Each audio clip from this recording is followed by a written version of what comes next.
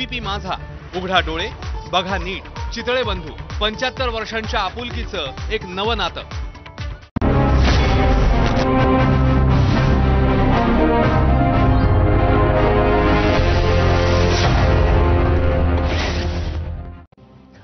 तुम्ही पाहताय एबीपी माझा आणि एबीपी माझावर सुरू आहे झिरोवर.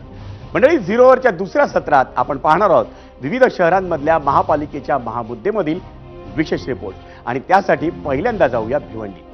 मंडळी, आपल्या संस्कृतीत नदीला आईचा दर्जा दिला जातो. गोदामाई, कृष्णामाई, गंगामैया या आपल्यासाठी केवळ नद्या नाहीत, तर त्या जीवनाचा स्रोत आहेत. या नद्यांभोवतीच खरं तर आपली संस्कृती बहरली. एकीकडे हे चित्र असलं तरी या आई समान नदीचं तिच्या मुलांकडून जेव्हा प्रचंड हाल सुरू आहेत ना, त्यावेळी भिवंडीचं उदाहरण समोर येतं. एकेकाळी अख्ख्या भिवंडी तालुक्याला पोचणारी कामवारी नदी सध्या अखेरच्या घटका मोजते.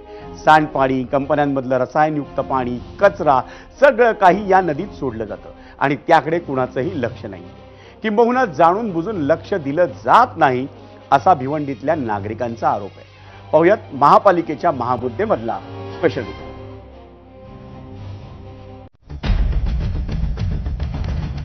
हे दृश्य बघा.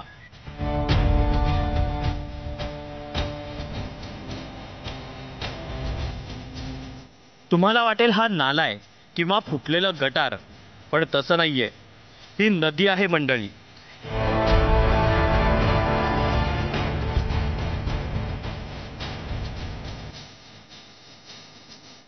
एकेकाळी या नदीचं पाणी पिण्याजोगं होतं असं सांगितलं तर आज कुणाचाही विश्वास बसणार नाही.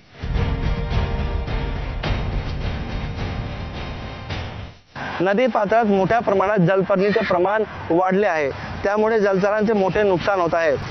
प्रशासनाचे या समस्येकडे सातत्याने दुर्लक्ष होत असल्याने कामवारी नदी मृत्यूशय्येवर असल्याचे चित्र दिसत आहे.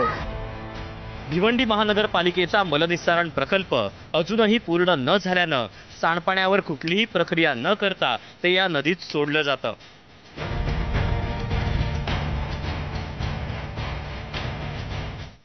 तसाच पलीकडे खोणी आणि शेलार गावात असलेल्या डाईंग आणि सायझिंग कंपन्यांमधून रसायनयुक्त पाणीही थेट नदीत सोडलं जातं.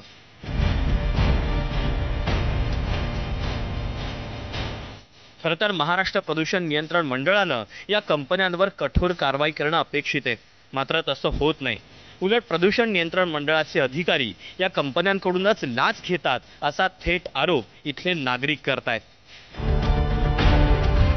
याला फक्त दोषी आयुक्त आहे आणि हे जे पर्यावरण अधिकारी आहेत, हे पर्यावरण अधिकाऱ्यांना तर त्यांना सस्पेंड केलं पाहिजे. और साफसफाईच्या नावावर, गाळ काढण्याच्या नावावर, सगळ्यांच्या नावावर फक्त कागदोपत्री राहिलेलं आहे आणि सगळे पैसे गिळण्यात आलेले आहेत. नदीला पहिले एवढं स्वच्छ पाणी होता, तेव्हा आमचे घरचे सर्व कपडे वगैरे धुवायला यायचे, तेव्हा त्यांच्या जोडीला आम्ही आंघोळ वगैरे करायला यायचो. तेव्हा साफसुथरा पाणी होता. पण आत्ताचा प्रशासन आणि यांच्या नगरपालिकेमुळे पाण्याची अवस्था बघून मला असं वाटते की या नदीला एक गटारीचा रूपांतर आलेलं आहे. प्रदूषण ही एकमेव समस्या नाही. नदीपात्रात मोठ्या प्रमाणात अनधिकृत बांधकामं उभी राहिली आहेत. रहिवासी इमारतींपासून ते दुकानांपर्यंत सर्वच काही या नदीवर अत्याचार करून बांधलं जात आहे. पण भिवंडी महानगरपालिकेला बहुतेक इथे काहीच दिसत नाही. या अनधिकृत बांधकामाचा फटका मात्र इथल्या नागरिकांना बसतो.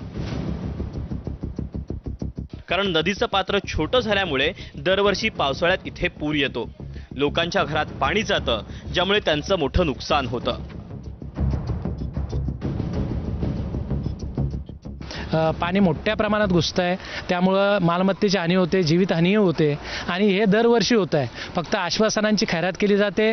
एक वरवर अशी कारवाईची मंडळ, प्रदूषण मंडळ असेल किंवा संबंधित जे खाती असतील यांच्याकडनं एक कारवाई केल्याचा दिखावा केला जातो. पण प्रत्यक्ष मात्र याच्यामध्ये मोठ्या प्रमाणात भ्रष्टाचार सुरू आहे. याचे जबाबदार लोकप्रतिनिधी नाही का? यांची पण जबाबदारी आहे ना. खासदार आहे, आमदार आहे, 3 आमदार आहे आता भिवंडीला लागून. प्रशासनाने लोकप्रतिनिधीच्या कानावरती पण टाकायची त्यांची जबाबदारी होती की बाबा शासनचं हे नेम, हे योजना आली होती, पण आम्ही भिवंडीच्या नागरिकासाठी त्याचा आम्ही वापर केलेला नाही. हे भिवंडीच्या लोकांवरती हे अन्याय आहे.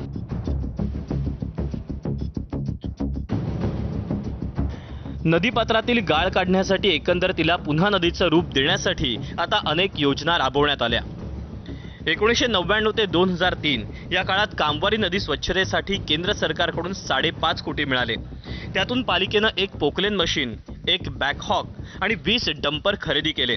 मात्र नंतर त्याचा वापर न झाल्यानं सर्व सामुग्री भंगारात विकावी लागली.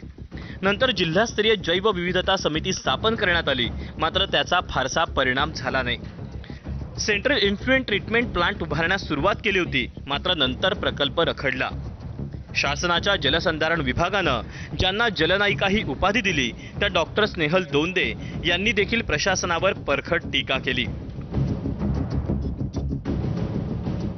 MPCB कडनं कसल्याही प्रकारच्या फॅसिलिटी दिलं गेला नाहीये आणि कॉर्पोरेशनकडनं जी STPची जी कॅपॅसिटी आहे ती नुसतं 11 MLDची आहे. याचा अर्थ पूर्ण जी घाण ड्रेनेज आहे सर्व काही डायरेक्टली नदीमध्ये सोडलं जातोय. आज नदीची जर अवस्था बघितलं तर नुसतं ही घाण घेऊन चालली आहे नदी, जिथे की याच्यात पूर्णपणे इकॉलॉजिकल रेस्टोरेशनची गरज आहे. समस्या इतकी गंभीर असून देखील प्रशासनाला त्यांचं म्हणावं तेवढं गांभीर्य नाहीये असं खेदानं म्हणावं लागतं. निश्चितच यात नदीकृत बांधकामं असतील किंवा नदी स्वच्छता असेल या अनुषंगाने भिवंडी महानगरपालिका, त्याचबरोबर पोल्युशन कंट्रोल बोर्ड, त्याचबरोबर ग्रामीण भागातला जो एरिया आहे त्याबाबत जिल्हा परिषद यांच्याशी चर्चा करून त्यातून कारवाई झाली पाहिजे अशा पद्धतीचं या कार्यालयाचं सुद्धा मत आहे. प्रशासकीय अनास्था काय असते ते या कामवारी नदीच्या दुरावस्थेकडे पाहून कळतं. आतापर्यंत भिवंडीला अनेक मनपा आयुक्त मिळाले. नदीच्या स्थितीत मात्र कुठलाच फरक पडला नाही. अनमोल सागर यांनी नुकतेच भिवंडीचे नवे मनपा आयुक्त म्हणून त्यांची नियुक्ती झाली. आधीच्या आयुक्तांप्रमाणे ते न वागता आयुक्त सागर तरी या नदीला जीवनदान देतील अशी आशा भिवंडीकर बाळगून आहेत. अनिल वर्मा, ABP माझा, भिवंडी. आणि भिवंडीमधून आता जाऊया लातूरला.